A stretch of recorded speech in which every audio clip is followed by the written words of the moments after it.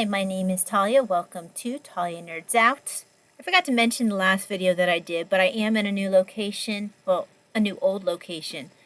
I'm not recording nearly as often as I want to because it takes a lot of effort for me to transfer over to the nicer room to record. But I would prefer to record more often, so you might be stuck with this less than pretty backdrop just so I can get more videos in before I forget about whatever it is that I've been reading. The last video that I recorded was a Q1 wrap-up, but it was focused on ancient Rome. This particular video, I am going to focus on the rest of the reading that I did on antiquity. The first one that I want to talk about is, and I'm just scrolling through my Storygraph so I can make sure I pull up the right book. The first one was Philip and Alexander, Kings and Conquerors. So I started off by listening to this, and then I ended up reading it in Kindle form. I kind of like flipped back and forth, but I ended up eventually just sticking to it in Kindle form. I really enjoyed this. This is an Adrian Goldsworthy book. I just want to bring up the cover. This is my paper white, so no color. This was thoroughly enjoyable. I always enjoy Adrian Goldsworthy's work. I have all of the books now that he has published. I don't think I have all of his fiction books, but I have all of his historical books. Some of them in physical form, some of them on Kindle. I don't think I actually own Antony and Cleopatra, because I listened to that last year. I borrowed it from the library. I think that was the only, that might be the only one I don't own. Maybe that and Hadrian's Wall. Wait, no, I own his Hadrian's Wall. I don't own the one that Guy de la Bédoyère wrote. Anyway, that's ancient Rome. I'm not talking about ancient Rome. Philip and Alexander. This was the first time I read anything about Macedon. Just like most people, I think I was at least vaguely aware of Alexander the Great, mostly through the lens of other people talking about him, like Caesar supposedly weeping because he was over 30 and he had not yet conquered the world like Alexander had.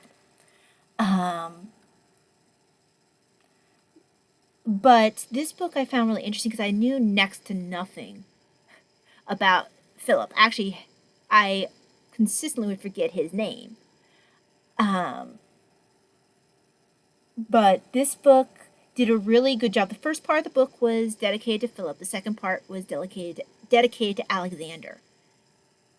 I thought that, as usual, Adrian Goldsworthy produced a very readable piece of work that did not feel terribly biased, did not feel like it was pushing an agenda, while still giving me a feeling like I understood what was going on and that I got a good grasp of the politics in the area that led to certain decisions being made. To be quite honest, and maybe this was not accidental in the way that Adrian Goldsworthy presented it, but when ever the one philosopher who was one guy in Athens who was so anti-Philip that he consistently was trying to get Athens to make war with Macedon, whenever he would pipe up with wanting to work against Philip, I just kept thinking of the one Roman who would talk about Carthage must fall. And I want to say that might have been like, I think that was like Cato the Elder. It was just like Carthage must fall. That's what it made me think of whenever this guy would pipe up with wanting to bring down Philip. I kept thinking of Carthage must fall. But it was another book like the Cicero book that I mentioned last time, where some of the personalities came through. Well, the one guy from Athens, I didn't come away with a very good opinion of Athens. It kind of came across as being ineffectual and petty, and just didn't come away with a good feeling about Athens. I did come away with being interested in learning more about some of Alexander's companions, particularly Ptolemy. And I have at least one book on Ptolemaic Egypt that I want to look into. I did also pick up, because of this book, a couple of books that focus on the aftermath of Alexander's death, on the kingdoms, on his empire being divided, and all the warfare and drama involved with that. So I do want to maybe read one of those or both of those next year. So this book was a very good jumping off point, I felt, for someone who really had barely any knowledge of Macedon. Then maybe, like I said, a few things I heard here and there. I came away with a very strong appreciation for how Philip had set Alexander up to become the person he eventually became, gave him the foundation to build upon, but also gave him the person that Alexander was constantly competing against. He was competing against his memory, because he wanted to be the greatest, and his father was such a titan himself, and seeing how his father really built Macedon from almost nothing into this superpower that basically was leading the whole Greek world against Persia. It was amazing to see how he built up Macedon, how he set Alexander up for success, as well as, of course, seeing Alexander building his own success off of his father's. But honestly, even though the chapter on second half, more than half, on Alexander was very interesting, I probably got the most enjoyment out of the part on Philip, just because I knew so very little about him. Yeah, I recommend this book highly. I gave it 5 stars. That, along with Cicero, was my favorite read of this quarter. Cicero might probably edge this one out a little bit, but they were both very good reads. The other non-Roman quarter one book that I read and finished was actually one that I listened to.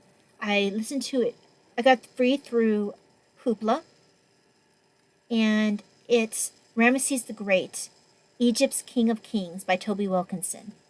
Let me just bring up the cover. I first got interested in Ramesses the Great when I was watching a Great Courses course on ancient Egypt. It was put out by Bob Breyer. I've talked about him multiple times, Brier. And he described Ramesses as a great rewriter, as like scratching out other people's names on things, like on monuments, and stamping his own name on it. Ramesses always came across to me as a larger-than-life type figure. And what probably fed even more into my interest was I had read historical fiction, which is rare for me. I don't usually read historical fiction. But I read one called, I want to say it's The Heretic Queen. I think it's called Heretic Queen, which was on Ramesses and his, let's see, was his Noxaman? I can't remember. I have to look it up again. But his wife. And I thoroughly enjoyed that piece of historical fiction. And with my previous interest of Ramesses already existing, when I saw this book show up on on Hoopla. I was like, oh, I'd be interested in listening to that. Plus, it's written by Toby Wilkinson, who I recognize, I think, from Time Team. Not really familiar with much in his area of work. I think I've seen a few of his like docu-series type things. Like, I think he's done a couple of little documentary type things that I've watched. The other thing that always interested me in Ramesses, I'm not sure where I heard or read this, but I had read that once they had found his mummy, they did some testing and they discovered that he was a redhead, which was so interesting to me because he was Egyptian and you don't usually think of redheads with Egyptians. But what was interesting, apparently, like Ramesses somehow like means something like red, so it's likely that he came from a family of redheads, which is kind of cool to think that there might have been like this royal lineage of redheads that we knew nothing, like I knew nothing about, and it's just not usually what you think of. So there's just several factors that interested me in Ramesses. And this was an easy book to listen to. The reader was, oh, I can't remember who the reader is, and it doesn't say here. The reader was interesting to listen. He wasn't a hard listen. I was able to do other things and listen to this comfortably in the background. Some of the things I was familiar with just from having touched upon it briefly in historical fiction. Some of it I was familiar with from the Great Courses class. It was just a nice overview of Ramesses. I think I would enjoy maybe finding a book on Ramesses the Great in the future that is a physical book, so I can see some of the monuments that he stamped his name on that were being described to me in the audiobook. And just so I can get a better idea of also maybe seeing some of his funerary stuff, that kind of thing. But this was a really good introduction to Ramesses. I ended up giving it 4 stars. It averaged about 3.89 on Goodreads. I would recommend it. I enjoyed it. I will be probably reading more about Ramesses in the future, but something that I can either read via Kindle or physical form, just so I can visualize some of the things that are being described. Because there's really only so much you can get through the audio form.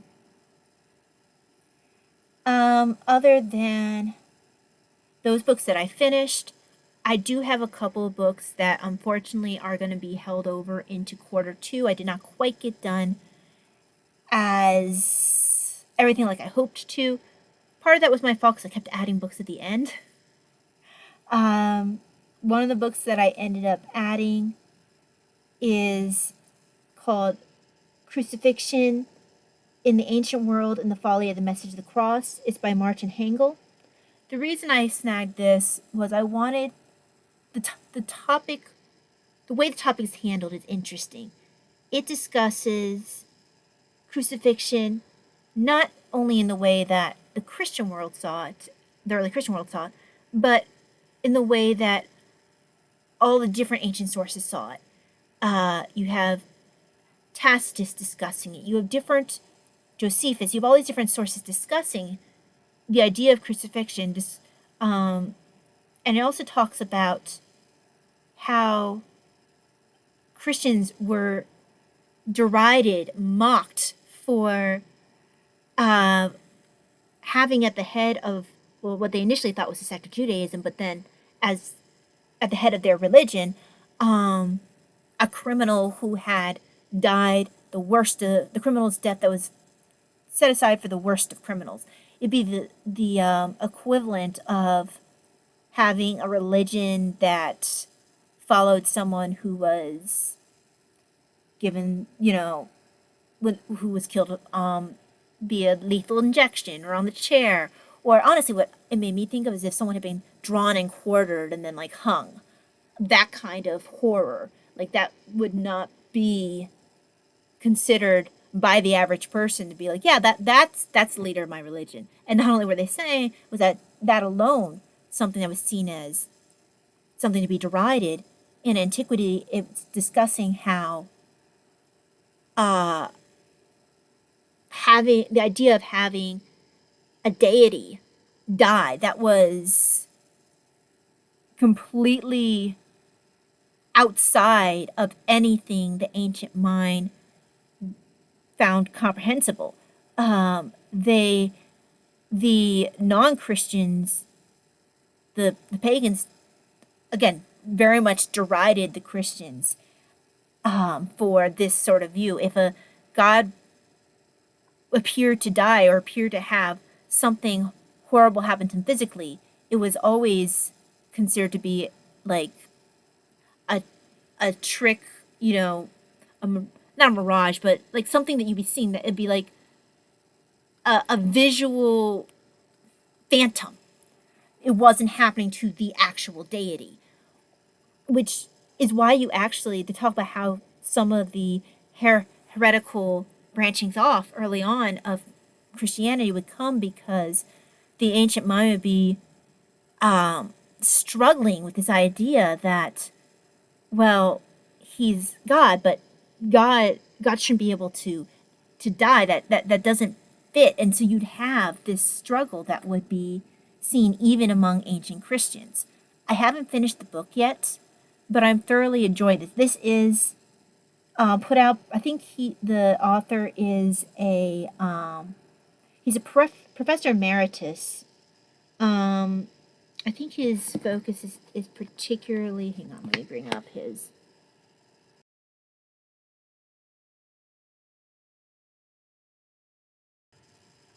It's not being cooperative. Okay, Dr. Hengel. Okay, Emeritus Professor of New Testament Early Judaism at the University of Tübingen, Germany. This was written in 1977. Some of his other books are Judaism and Hellenism, Between Jesus and Paul, The Atonement, Property and Riches in the Early Church. And most of these books were written in the 1970s. A couple were written in the 1980s.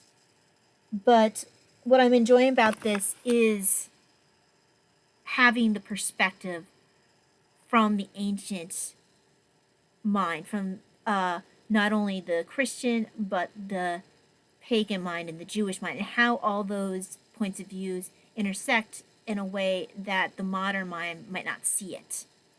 So I'm finding it enjoyable so far, and I'll probably be slowly reading this. I'm not going to put a time limit on it, even though I'm well past. Quarter one's finished. Now, the other book that's crossing over, because I just didn't manage to finish in time, is Women's Work, The First 20,000 Years. I'm not going to rush this. I'm just going to enjoy it. The style is very easy to read. My problem wasn't that it was not easy to read, but I think, first of all, I picked up a couple of biographies because I lost Cicero, and I was like, I need something that's not quite so general to focus on to try to get myself back into reading again. And that's when I picked up, I think, Ramesses. Well, first I did Philip and then Alexander, and then I did Ramesses, and then I did Scipio Africanus. So when I kept picking up these biographies, I kind of fell behind in this one. But it's now that I've kind of got my got back into feeling reading again. This should go by pretty quickly. I am a crafter. It's now that we've moved out of just finding the plant fibers, starting to get animal fibers. Now now the author's talking about dyeing of yarn, actually making more of the different kind of garments that you're going to start seeing. We're talking about tunics now. One of the tidbits that I enjoy, because my mom dyes yarn, so this is something that section on dyeing, I think it's covered in Island Fever, is the chapter name. But in section dyeing has this very interesting little tidbit that was saying that all the way up until the invention of synthetic dyes in 1856, reds and blues were the easiest colors to keep from either washing out in water or fading from long exposure to light. Hence, the flags of most countries that became political entities before 1856 are colored red, white, and or blue. So I found that to be very interesting. Now, my mom uses synthetic dyes, and she has noted that she will have to wash multiple times, particularly, I think it is reds and blues, because these are stronger dyes. So in order to keep them from having runoff, she has to wash them multiple times. But it stays in the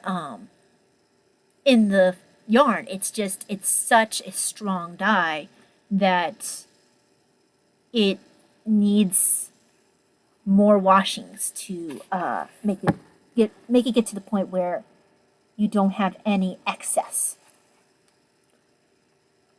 And nowadays, where they were talking about how they had to find some sort of mordant.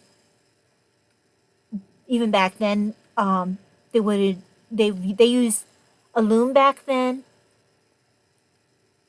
And I think they had a couple of other ones they might have used, but they didn't have quite available to them the same kind of dyes or mordants that we do now.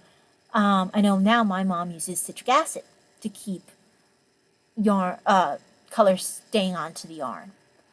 So yeah, I found that to be interesting. It's now at a point where I think that if I was to just sit and read this, I probably could easily get this done. But I'm going to alternate this with other books because I'm not really going to put a time limit on this for myself, myself, and I, because I'm already past quarter one. So I'm just going to focus on enjoying it. That's it for the rest of my quarter one wrap-up. I'm going to end this video now and then create what's likely to be a much shorter video covering what my plans are for my quarter two of the Historathon, for my TBR. So I will see you then. God bless. Bye.